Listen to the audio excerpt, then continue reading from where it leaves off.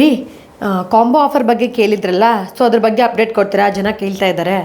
So basically ನಾವು ಸ್ವಲ್ಪ update ಮಾಡಿದ್ದೀವಿ ಕಾಂಬೋ ಆಫರಲ್ಲಿ.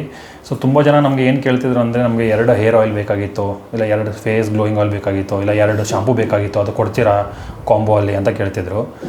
ದಿವಸ ಅದು ಇದ್ದಿದ್ದಿಲ್ಲ.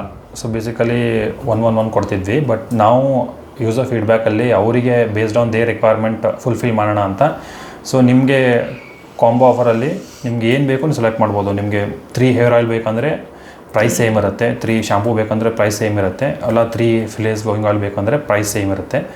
ಸೊ ಪ್ರೈಸ್ ಬಂದುಬಿಟ್ಟು 2100 ಆಗುತ್ತೆ.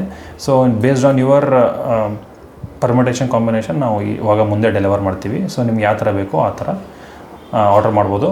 ಇದು ಓನ್ಲಿ 3 ಸೆಟ್ ಆಫ್ 3 ಮಾಡಿದವ್ರಿಗೆ ಅಷ್ಟೇ.